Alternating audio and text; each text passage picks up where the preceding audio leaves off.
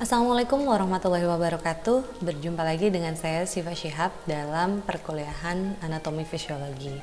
Kali ini kita akan membahas mengenai sistem endokrin. Sebelum kita mulai, saya ingin membacakan sebuah quotes oleh Vivian Perry yang mengatakan bahwa whatever your age or gender, whether you are petulant, sporty, forgetful, angry, or just a little out of sorts, someone is going to tell you it's your hormones. Jadi bagaimana di sini Vivian Perry mengatakan bahwa hormon itu sangat berpengaruh, tidak peduli bagaimana berapa usia kita, tidak peduli kita laki-laki atau perempuan, begitu ya. Dan biasanya hormon itu sangat mempengaruhi mood kita. Kita menjadi pemarah, kita suka lupa gitu ya, atau kita jadi galau. Itu dia menggambarkan itu umumnya dipengaruhi oleh hormon gitu. Jadi betapa hormon itu seringkali dihubungkan dengan perubahan-perubahan yang terjadi di dalam diri kita. Nah, pada pertemuan ini kita akan mencoba membahas beberapa hal. Ada beberapa topik bahasan pada pertemuan ini. Yang pertama adalah tentang pendahuluan mengenai sistem endokrin itu sendiri, jenis-jenis kelenjar, fungsi dan klasifikasi hormon, mekanisme kerja hormon, dan contoh-contoh hormon. Nah, sebelumnya saya ingin Anda melihat ada dua orang di gambar ini. Ada dua orang dengan sebetulnya orang ini usianya sama, tapi kok yang satu tinggi banget, yang satu nggak terlalu tinggi gitu ya, atau pendek, dan ukuran tubuh keduanya juga begitu berbeda padahal usianya itu sama. Nah, jadi pertumbuhan pada suatu individu itu sangat dipengaruhi oleh hormon. Hormon adalah molekul kimia yang dihasilkan oleh kelenjar. Kelenjar itu di dalam tubuh kita ada berbagai macam, dan kelenjar-kelenjar ini membentuk satu kesatuan yang dinamakan dengan sistem endokrin. Jadi sistem endokrin terdiri atas beberapa kelenjar. Kelenjar di sini akan menghasilkan berbagai jenis hormon, dan hormon ini nantinya akan mengatur berbagai fungsi yang terdapat pada tubuh kita. Nah, sistem endokrin sendiri adalah sekumpulan kelenjar yang menghasilkan hormon. Hormon tersebut diantaranya berfungsi untuk mengatur metabolisme, pertumbuhan dan perkembangan, mengatur juga fungsi jaringan, fungsi seksual, reproduksi begitu ya, jam tidur kita, dan suasana hati. Nah, kata endokrin itu sendiri berasal dari kata Yunani endo yang berarti di dalam, dan krinis yang berarti mengeluarkan. Jadi secara umum kelenjar endokrin adalah kelenjar yang mengatur sistem sekresi, memprosesnya, dan mengeluarkan produk kimia sehingga nanti dapat digunakan di suatu tempat lain di dalam tubuh kita. Jadi diproduksinya di sini, digunakannya di tempat lain biasanya sistem endokrin itu. Nah, sistem endokrin mempengaruhi hampir setiap organ dan sel dalam tubuh kita. Karena tadi endokrin itu mengeluarkan hormon, makanya jumlah hormon di dalam tubuh kita itu harus berada dalam keadaan yang seimbang. Kadar hormon yang terlalu tinggi atau terlalu rendah menunjukkan adanya masalah pada sistem endokrin manusia.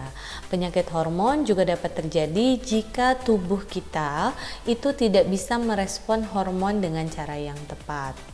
Nah, ada juga faktor lain seperti stres, infeksi, dan perubahan keseimbangan cairan ataupun elektrolit darah yang ternyata juga dapat mempengaruhi kadar hormon. Nah, ini akan kita lihat, ini adalah klasifikasi hormon berdasarkan targetnya.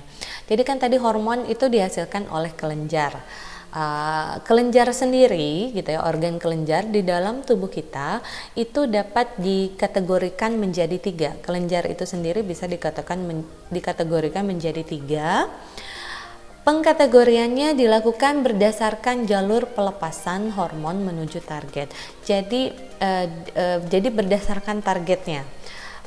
Kelenjar itu berdasarkan targetnya maka dibagi menjadi 3 jenis. Yang pertama adalah parakrin, yang kedua ada endokrin, dan yang ketiga ada autokrin. Kita coba lihat satu persatu. Di sini ada contoh autokrin atau self signaling. Jadi di dalam kalau autokrin ini dia menghasilkan hormon, tapi hormonnya itu digunakan dalam sel itu sendiri gitu ya. Sehingga efeknya itu mempengaruhi sel tempat hormon tersebut diproduksi. Jadi auto begitu. Ada juga kelenjar parakrin, begitu ya. Kelenjar parakrin ini biasanya dilepaskan ke hormonnya itu dilepaskan ke lingkungan sekitarnya, di mana di dalam lingkungan sekitarnya ini bisa terdapat banyak sel juga gitu. Jadi dia sifatnya lokal. Ada juga yang namanya kelenjar endokrin. Nah, ini yang akan kita bahas. Kelenjar endokrin itu biasanya hormon-hormon yang dikeluarkan oleh kelenjar endokrin ini sel targetnya gitu ya, ini sel target itu ada di tempat atau di lokasi yang berbeda, biasanya cukup jauh juga. Jadi diproduksinya di sini gitu ya, bekerjanya hormonnya itu ternyata di bagian lain dalam tubuh kita. Supaya bisa nyampe ke sel targetnya, biasanya pada kelenjar endokrin itu dibawa melalui pembuluh darah begitu. Nah, ini ada beberapa jenis kelenjar di dalam tubuh kita. Ada kelenjar adrenal, tiroid, pankreas, ada kelenjar pituitari, ada juga kelenjar hipotalamus yang berada dalam otak, begitu ya. Ada kelenjar ovarium, testis, dan ada juga kelenjar timus. Nah, ini semua adalah organ-organ atau kelenjar-kelenjar yang terdapat dalam sistem kelenjar pada tubuh manusia. Nah, kita akan melihat tadi kan kelenjar ada banyak begitu ya. Ada beberapa jenis kelenjar di dalam tubuh kita. Namun kelenjar endokrin sendiri itu dapat dikategorikan menjadi dua jenis, yaitu kelenjar endokrin utama dan non kelenjar endokrin. Jadi kalau non kelenjar endokrin itu dia mempunyai fungsi seperti endokrin, tapi bukan sebuah kelenjar begitu ya. Organnya ini mempunyai fungsi seperti endokrin, tapi dia bukan kelenjar. Contohnya adalah plasenta dan ginjal. Nih kita lihat struktur atau jenis-jenis endokrin utama, ada kelenjar pineal, kelenjar pituitari, tiroid, adrenal, pankreas, ovarium, dan testis. Masing-masing mengeluarkan jenis-jenis hormon yang berbeda begitu ya, dengan target organ yang bisa spesifik, bisa juga beberapa organ. Dan tentunya ini mempunyai peranan-peranan tertentu. Kita ambil contoh misalkan kelenjar ovarium begitu ya. Ya kelenjar ovarium ini menghasilkan hormonnya estrogen atau progesteron, dan organ targetnya itu berada dalam rahim. Tugasnya adalah atau fungsinya adalah mengatur siklus menstruasi. Jadi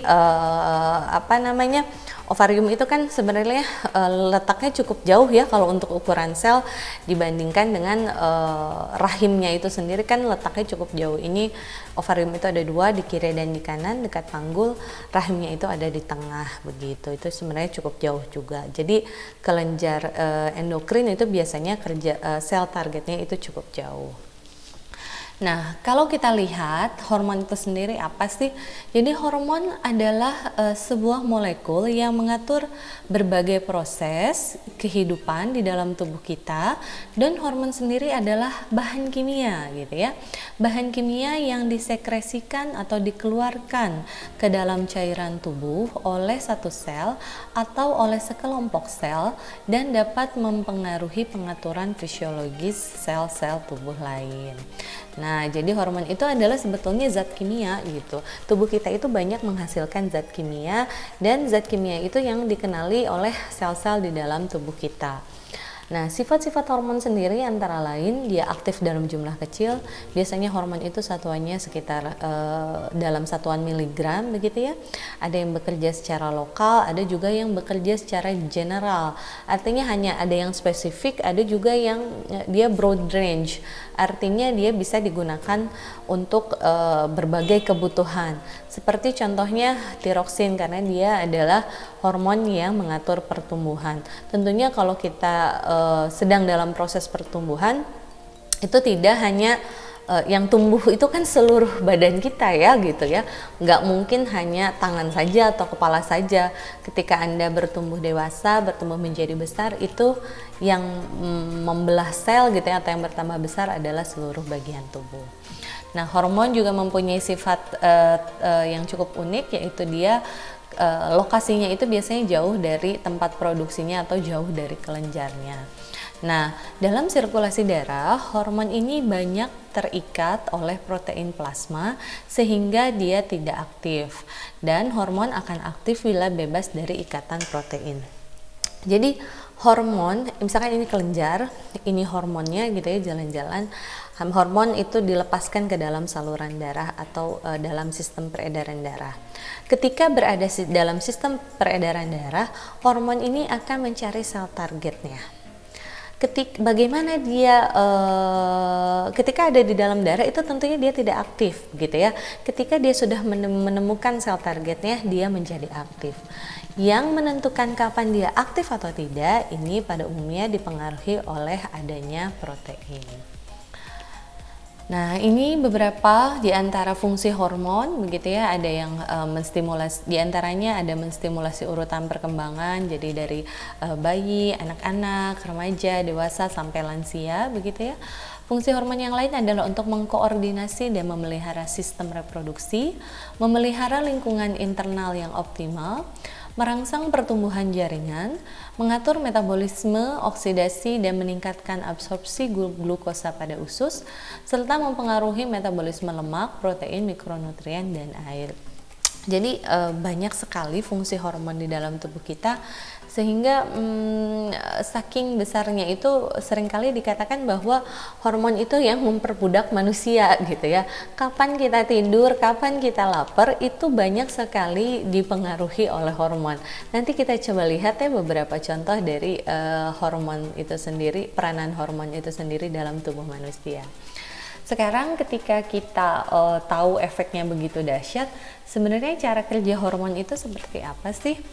Nah, jadi cara kerja hormon itu ada dua, karena hormon sendiri itu ada dua jenis. Ada hormon yang larut air, ini contohnya ada dua, ada yang berasal dari turunan asam amino dan ada yang berasal dari peptida. Jadi hormon yang larut air, ada juga hormon yang larut lipid atau lemak. Biasanya hormon yang larut lipid atau lemak itu dinamakan dengan steroid. Dia hanya beredar dan kalau ini dia kalau yang larut air ini dia bergerak bebas dalam pembuluh darah. Kalau yang ini dia biasanya pergerakannya itu dibawa oleh protein karier atau protein pembawa. Ketika hormon itu bergerak di dalam pembuluh darah, dia akan mencari sel target. Untuk masuk ke dalam sel target dan melakukan tugasnya, hormon itu punya dua cara untuk bisa masuk. Ada yang masuknya itu melalui difusi sederhana, ada yang bisa masuk dengan cara facilitated diffusion. Jadi ada yang bisa langsung masuk, ini biasanya hormon-hormon turunan lipid atau hormon yang larut lipid.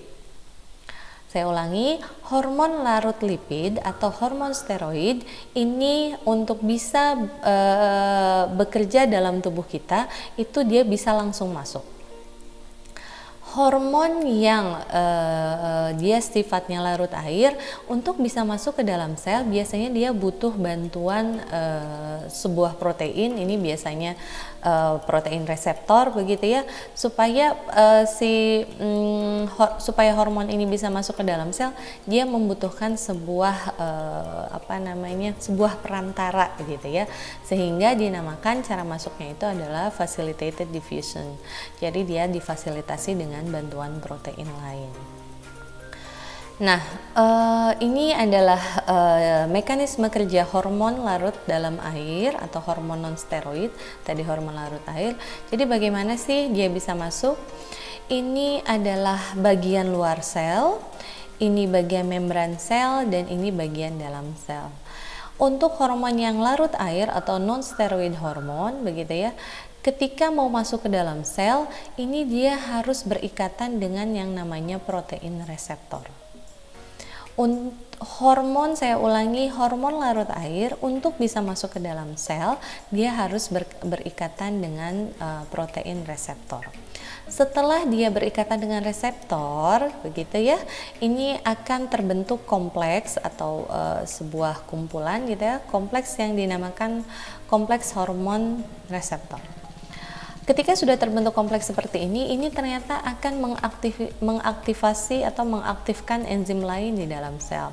Ketika enzim ini diaktifkan, dia juga akan reaksi selanjutnya gitu ya akan mengaktifkan secondary messenger. Nah, sebenarnya yang bekerja ini adalah yang secondary messenger gitu ya untuk bisa menghasilkan efek dalam sel.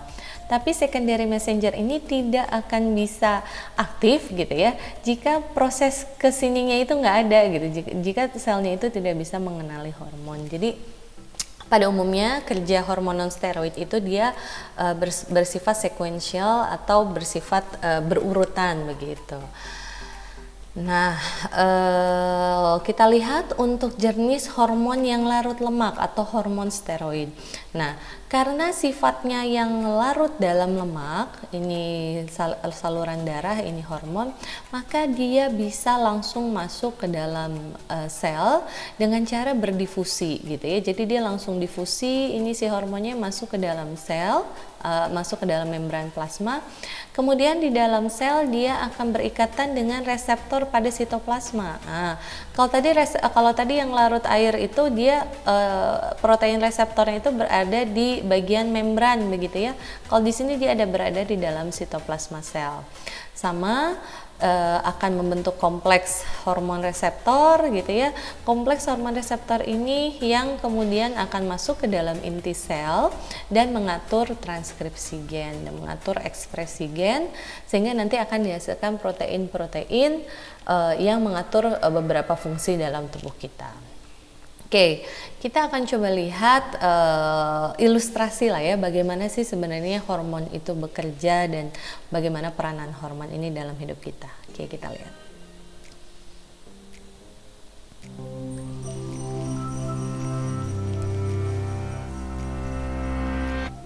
Over the course of our Ya, mulai lifetimes, dari our kecil bodies undergo a series sampai of kita extraordinary dewasa itu metamorphoses. dipengaruhi We oleh grow, hormon. experience puberty, Sampai bahkan and many of melahirkan us pun reproduce. itu memang Behind the peranan scenes, hormon the sangat besar. endocrine system works Ini constantly to kelenjar-kelenjar orchestrate these changes. penghasil hormon. Alongside growth and sexual maturity, this system regulates everything from your sleep to the rhythm Ya, of your hormon beating berfungsi heart, mengatur exerting its influence over detak each and every jantung, one of your mengatur cells. waktu tidur The begitu. endocrine system Nah, ini relies on interaksi interactions antara between three yang sebelah features kiri to do its kelenjar job. hormon itu Glands, yang muter-muter hormones, dan and ini trillions of reseptornya cell yang warna receptors. hijau. Firstly, there are several hormone-producing glands, 3 in your brain and 7 in the rest of your body. Each is surrounded by a network of blood vessels, from which they Ini extract hormon bergerak ingredients to melalui manufacture saluran dozens of pembuluh darah. hormones. Those hormones are then pumped out in tiny amounts, usually into the bloodstream.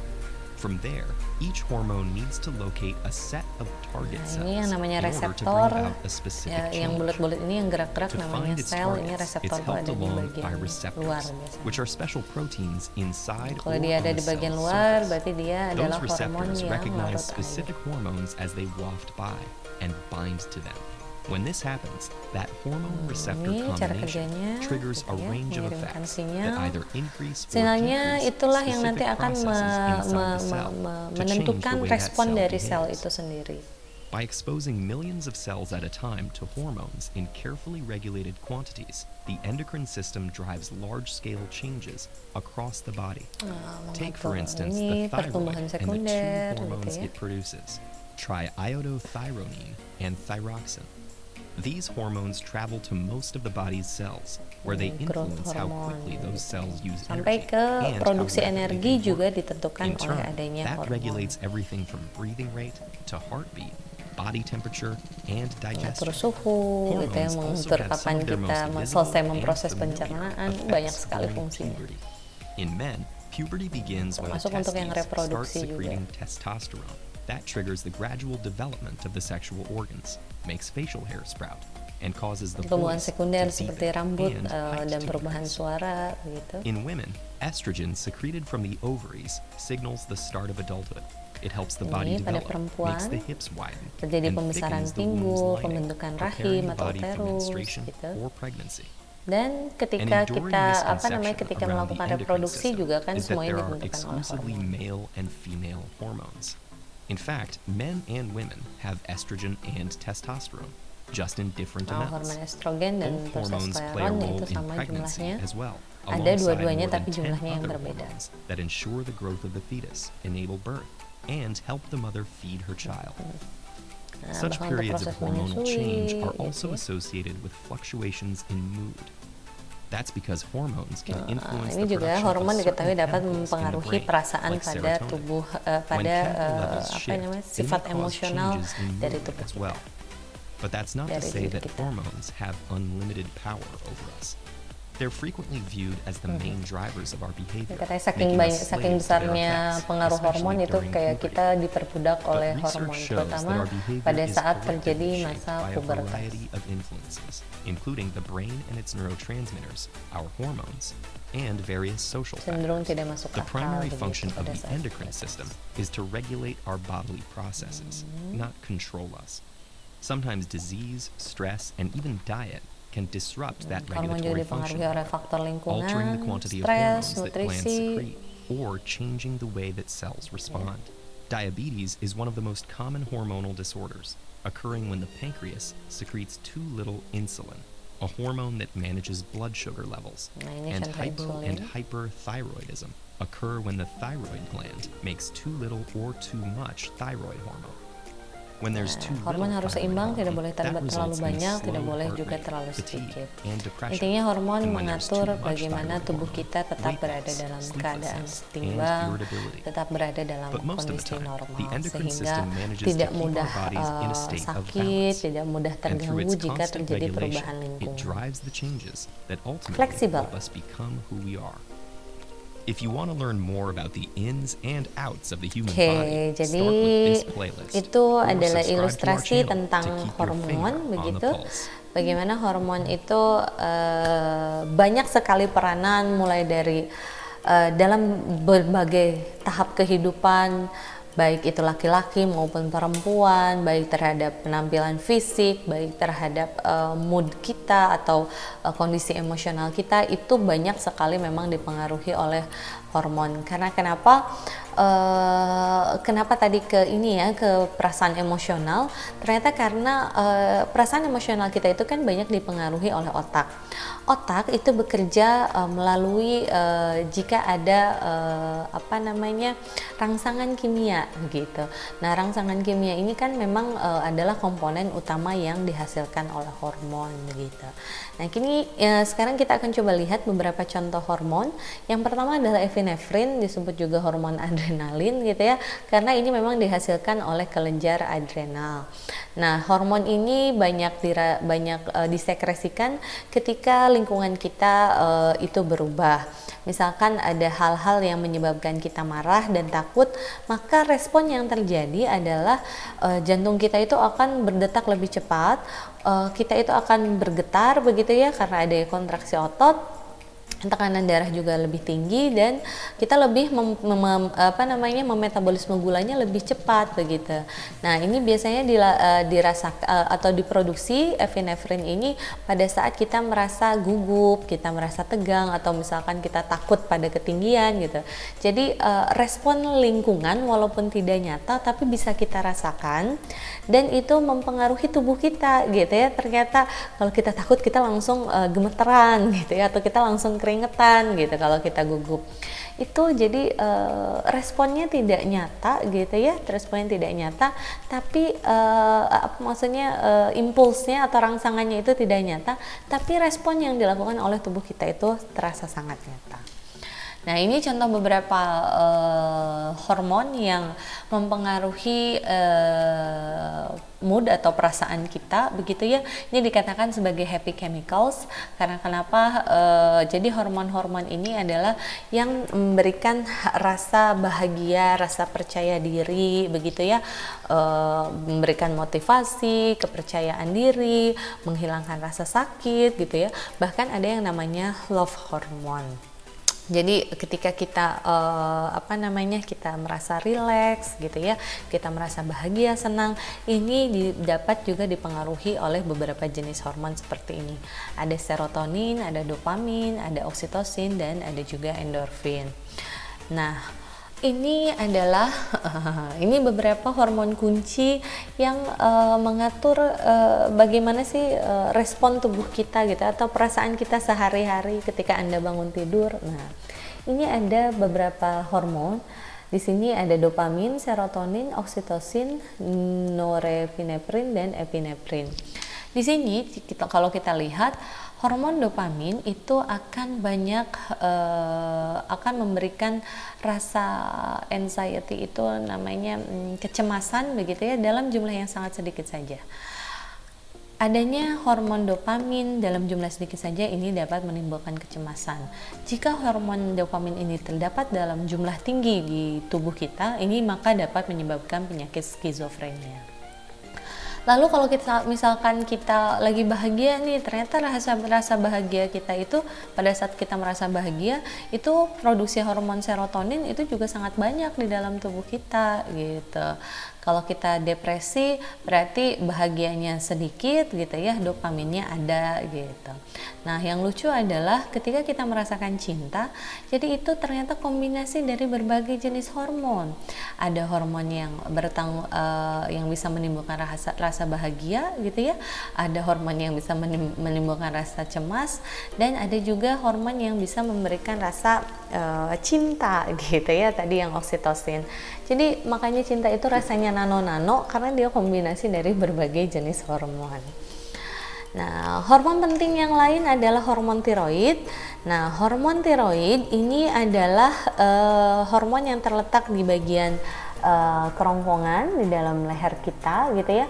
Hormon ini berfungsi untuk mengatur laju metabolisme tubuh, serta fungsi jantung dan pencernaan, kontrol otot, perkembangan otak, dan pemeliharaan tulang. Nah, hormon tiroid ini sangat penting pada anak-anak karena jika kita kekurangan hormon tiroid atau pada anak-anak kekurangan hormon tiroid, maka ini akan sangat mempengaruhi pertumbuhannya. Anak akan memiliki laju pertumbuhan yang lebih lambat, kemudian juga tinggi tubuh yang lebih rendah. Kemudian kalau dilihat dari kulitnya, ini akan mengalami kekeringan dan kasar. Dia tidak tahan terhadap dingin gitu ya, mudah lelah, mudah mengalami memar gitu ya, dan dia memiliki fase pubertas yang terlambat gitu ya. Nah, biasanya yang pada anak-anak ini kekurangan tiroid, sehingga penyakitnya dikatakan sebagai hipotiroidisme. Nah, ini ada hormon juga yang sangat penting, ada hormon leptin dan grelin. Hormon leptin dan grelin ini ternyata diketahui mengatur rasa lapar dan kenyang pada tubuh kita. Nah, kalau kita lihat nih, pada saat kita lapar, jumlah yang tinggi itu adalah leptin. Pada saat kita lapar, jumlah yang tinggi itu adalah leptin. Ketika kita merasa lapar, kemudian kita makan. Ketika kita makan dan mencerna, maka yang dihasilkan, lambung kita akan menghasilkan hormon grelin. Ketika hormon grelin itu banyak dihasilkan begitu ya, maka si leptin ini jumlahnya jadi lebih sedikit. Ketika grelin yang lebih besar begitu ya, ketika grelin yang lebih besar di sini, ini kita akan mudah merasa kenyang. Jadi kalau kita lapar berarti yang lagi diproduksi adalah hormon leptin. Ketika kenyang berarti yang banyak diproduksi adalah hormon grelin gitu. Jadi bukan hanya perasaan penuh saja atau perasaan kenyang saja gitu ya, karena kalau kita makan itu pasti kenyang. Ternyata bukan seperti itu saja kerjanya, ternyata memang ada peranan hormon di dalam mekanisme tersebut. Ada juga ini hormon lain yang sangat penting, yaitu growth hormone gitu ya, disebut juga somatropin. Ini adalah hormon pada pertumbuhan manusia, di mana jumlah hormon ini tidak harus dalam keadaan yang seimbang. Jika terlalu banyak hormon pertumbuhan ini bisa mengakibatkan gigantisme begitu ya. Jika terlalu sedikit juga bisa menyebabkan kretinisme. Jadi karena si hormon pertumbuhan ini dia mempengaruhi pertumbuhan semua jaringan tubuh, terutama juga mempengaruhi pertumbuhan tulang. Nah, setelah kita tahu bagaimana banyaknya peranan hormon di dalam tubuh kita, jadi kenapa kelenjar adrenal itu penting dan kenapa hormon itu sangat penting pada masa pertumbuhan anak-anak, karena kalau ada sistem hormon yang terganggu gitu ya, terutama pada saat anak-anak, ini akan memberikan pengaruh atau dampak yang sangat besar untuk tahapan pertumbuhan selanjutnya. Baiklah, demikian yang dapat saya sampaikan pada pertemuan hari ini. Semoga bermanfaat. Jika ada yang tidak dimengerti, bisa Anda kasih komen. Ayo dong kasih komen atau kasih pertanyaan di bisa melalui GCR atau bisa melalui kolom komen di YouTube saya. Oke, terima kasih. Demikian yang dapat saya sampaikan. Wassalamualaikum warahmatullahi wabarakatuh. Bye.